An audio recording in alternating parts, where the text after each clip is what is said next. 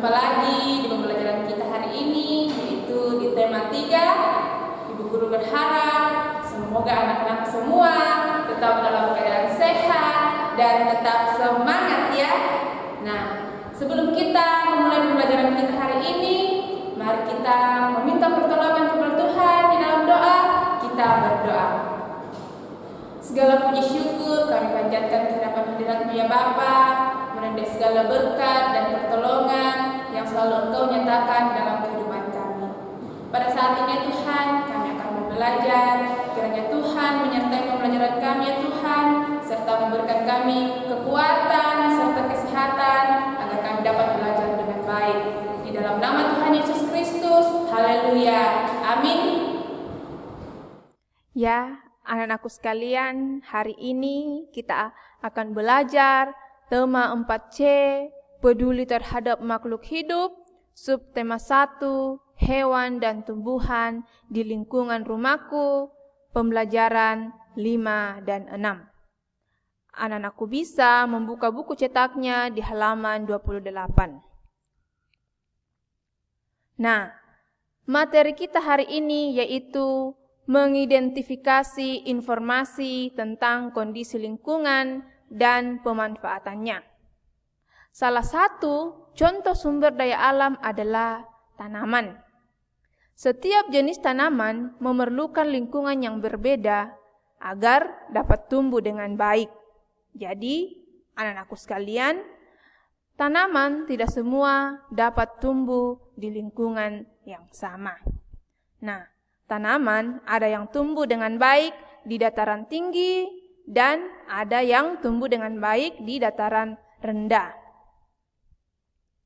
Nah, anak-anakku bisa memperhatikan kedua gambar tersebut. Nah, gambar ini merupakan tanaman jagung dan apel. Nah, di lingkungan apakah jagung dapat tumbuh dengan baik?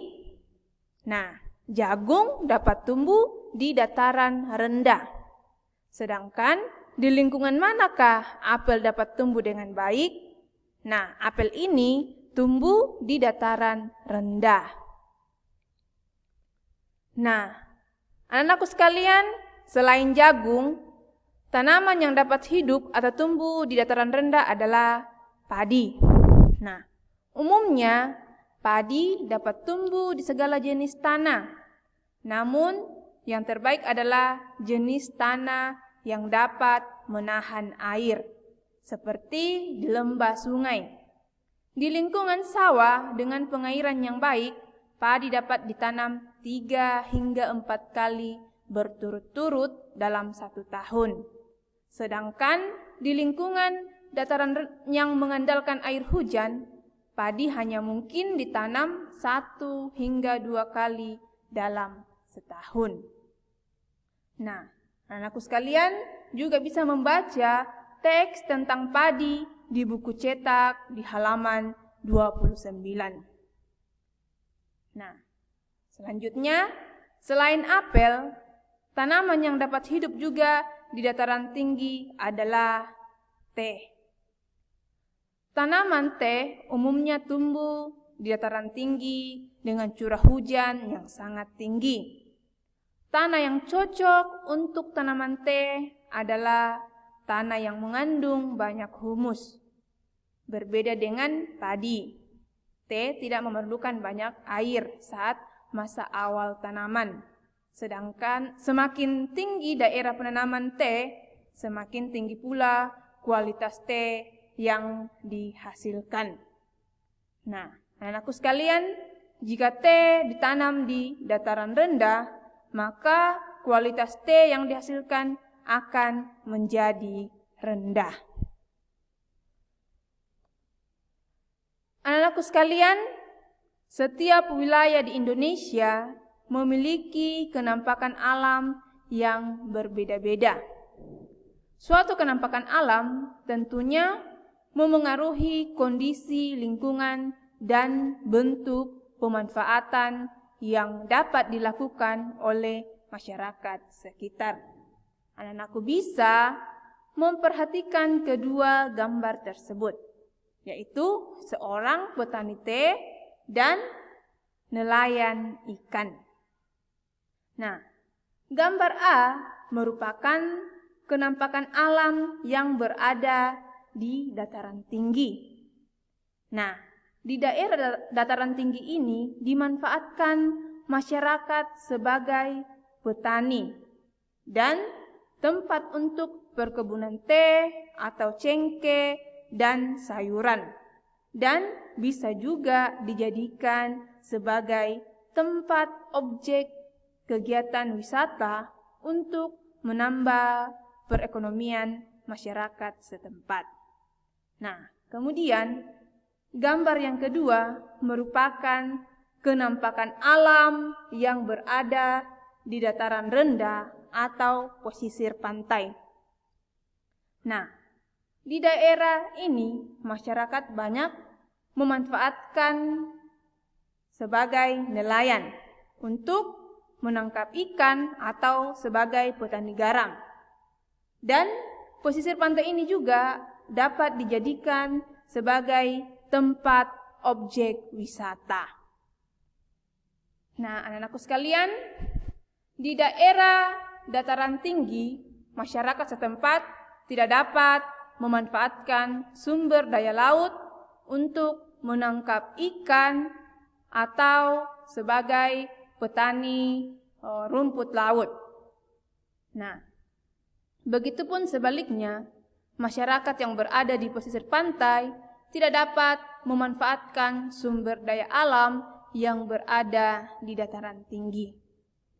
Nah, anak-anakku sekalian, itulah beberapa contoh kenampakan alam yang berbeda-beda dan tentunya mempengaruhi kondisi lingkungan tersebut.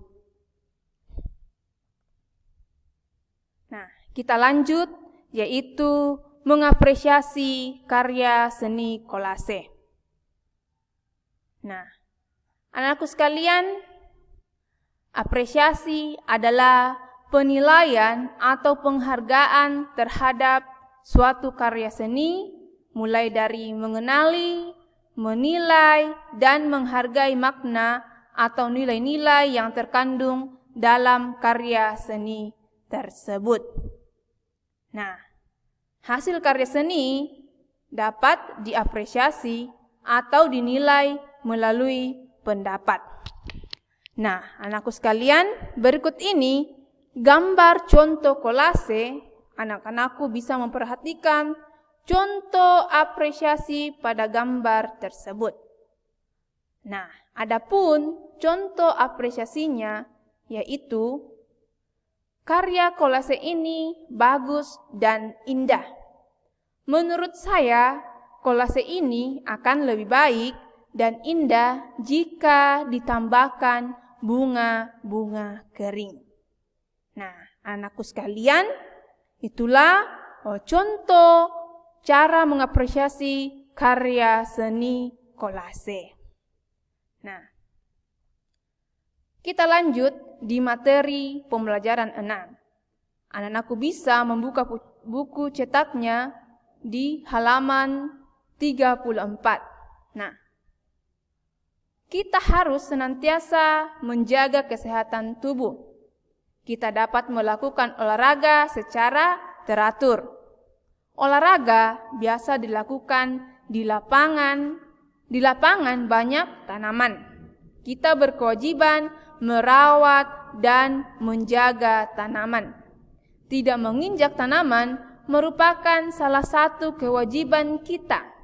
Jika kita sudah melaksanakan kewajiban, kita berhak untuk bermain di lapangan.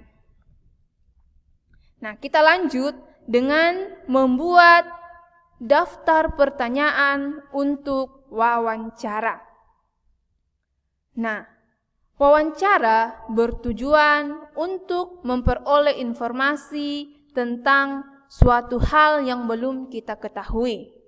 Nah, wawancara dapat memperluas pengetahuan kita tentang suatu hal. Nah, adapun beberapa contoh daftar pertanyaan wawancara. Nah, ini merupakan contoh daftar pertanyaan wawancara.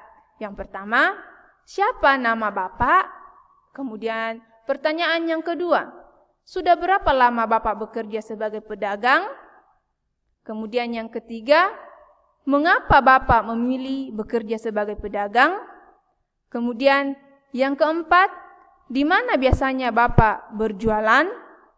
Kemudian yang kelima, pukul berapa biasanya Bapak mulai berjualan? Kemudian yang keenam, pukul berapa biasanya Bapak selesai berdagang? Nah, anak-anakku sekalian, itulah beberapa contoh daftar pertanyaan wawancara. Nah, adapun hal-hal yang diperhatikan sebelum melakukan wawancara. Nah, yang pertama, memilih narasumber sesuai dengan topik wawancara.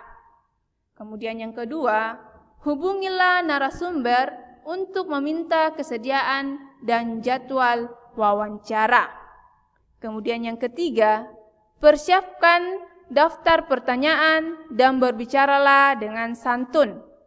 Kemudian yang keempat, berlatih sebelum wawancara. Dan yang kelima, berpakaian rapi dan sopan. Nah, kemudian hal yang diperhatikan saat wawancara, yaitu yang pertama, perkenalkan diri dan sampaikan tujuan wawancara. Kemudian yang kedua, mulailah dengan pertanyaan yang ringan. Kemudian yang ketiga, setelah itu hubungkan dengan persoalan yang menjadi topik wawancara. Kemudian yang keempat, mencatat atau merekam selama wawancara berlangsung. Kemudian yang kelima, menggunakan panggilan yang tepat dan sopan untuk narasumber serta nama lengkapnya.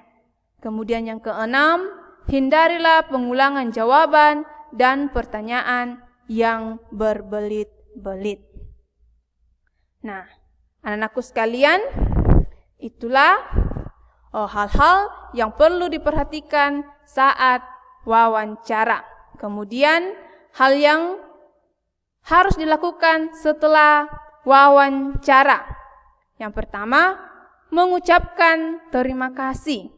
Kemudian yang kedua, meminta maaf jika selama wawancara ada hal yang kurang berkenan kepada narasumber.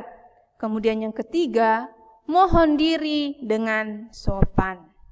Nah, anak-anakku sekalian, itulah beberapa hal yang perlu diperhatikan sebelum, saat, dan sesudah wawancara. Nah, kita lanjut, yaitu menjelaskan hak dan kewajiban merawat tanaman. Hak dan kewajiban harus dijalankan dengan seimbang. Hak dan kewajiban yang dijalankan dengan seimbang membuat hidup menjadi aman dan damai.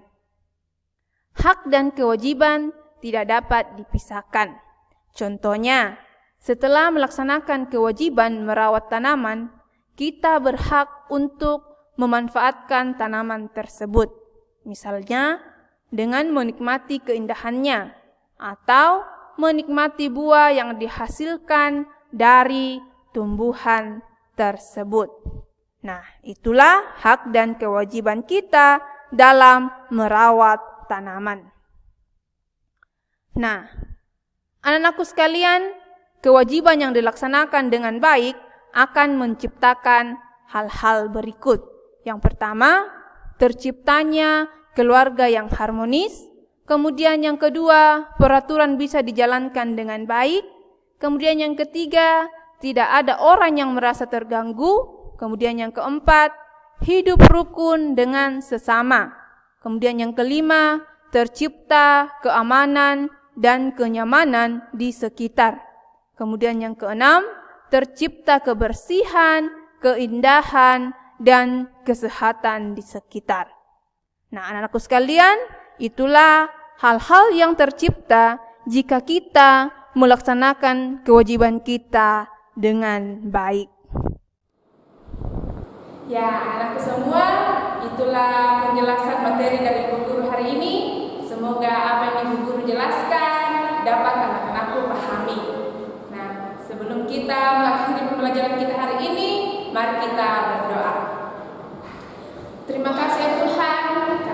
Semoga menyertai pembelajaran kami mulai dari awal, pertengahan, hingga berakhirnya.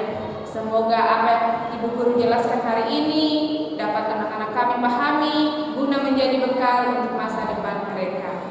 Inilah doa kami ya Tuhan, di dalam nama Tuhan Yesus Kristus. Haleluya. Amin. Nah, anak-anakku sekalian, demikian pembelajaran kita hari ini. Sampai jumpa lagi di pembelajaran selanjutnya. Terima kasih.